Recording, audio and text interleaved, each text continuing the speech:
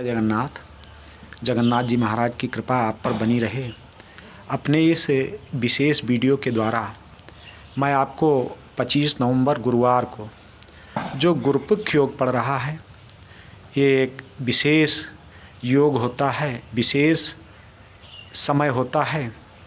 क्योंकि आपको सप्ताह के व्रत एवं त्यौहार में इस योग में मैंने एक विशेष प्रयोग बताया कि यदि आप कहीं पीपल का एक पेड़ गांव के पूरब स्थित तालाब हो और उस तालाब के पूरब उत्तर कोने पर या पूर्व दिशा में यदि आप कहीं पीपल का पेड़ लगा दें तो निश्चित रूप से आपके वंश में वृद्धि होगी, धन में वृद्धि होगी और यश कीर्ति में वृद्धि होगी। आप बड़े से बड़ा पद प्राप्त कर सकते हैं, एमपी एमएलए, यहाँ तक कि सर्वोच्च पद भी, जो देश का सर्वोच्च पद है, इसे भी प्राप्त कर सकते हैं। पीपल का पेड़ जिस तरह से जैसे जैसे उसमें नए पत्ते आते जाएंगे, नए शाखाएं आती जाएंगी, उसी तरह से जो है आपका अभ्युदय भी होता चला जाएगा। इसमें कोई दो राय नहीं है। लेकिन चूँकि ये एक बड़ा प्रयोग है, तालाब मिलना, जगह मिलना और तालाब जैसी सार्वजनिक जगहों पर पीपल का पेड़ बचना भी थोड़ा मुश्किल हो जाता है। यही है कि भाग्य वालों के लिए ये चीज़ें होती हैं, उनके मन में ऐसे विचार आते हैं, ऐसी चीज़ें, ऐसी दुर्लभ रहस्य ऐसे लोगों के हाथों में लगते हैं। लेकिन यदि सामान्य आदमी है तो कई प्रयोग ऐसे योग में किए जा सकते हैं जिससे उसका निश्चित रूप से कल्याण होगा, अभ्युदय होगा। यदि इस योग में आपको काली हल्दी मिल जाए, काली हल्दी भी थोड़ी दुर्लभ मानी जाती, लेकिन बहुत दुर्लभ नहीं है, मिल जाती है।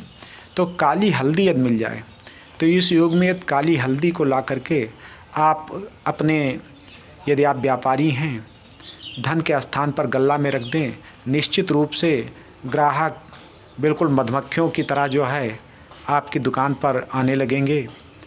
यदि आप व्यापारी नहीं हैं, आप गृहस्थ हैं, किसान हैं और उस काली हल्दी की गांठ को ला करके अपने धन स्थान पर, जहां पर रुपया पैसा रखते हैं, वहां पर रख दें, निश्चित रूप से आप देखेंगे किस तरह से कहीं ना कहीं किसी न किसी मद से आपकी आय बढ़ जाएगी। इसके अलावा यदि काली हल्दी भी ना मिले तो बड़ी एक आसान जड़ी मैं आपको बता रहा हूँ। यदि आप उस जड़ी को ला करके भी, नियम तो कुछ थोड़ा कठिन है, उसको भी मैं बता दूंगा, लेकिन ये सरल नियम भी बताऊंगा। जिस तरह से आप रख पाएंगे निश्चित रूप से आपको जो है उसी अनुपात में लाभ मिलेगा। तो इस योग में यदि आप भृंगराज शुद्ध नाम है, भृंगराज की जड़ ले आएं और उसे चांदी के किसी बक्से में, छोटी सी चांदी की बक्सी आती है, तवीजियाँ आती हैं, उसमें रखवा दें। तो ये बृहस्पति और चंद्रमा का संयोग माना जाता है। चांदी के बर्तन में रखवा दें, चांदी की तवीजिया में रखवा दें और उसके बाद उसको धन स्थान पर रख लें। निश्चित रूप से आपको विशेष लाभ मिलेगा। और यदि चांदी उपलब्ध नहीं है तो उस समय आप जो है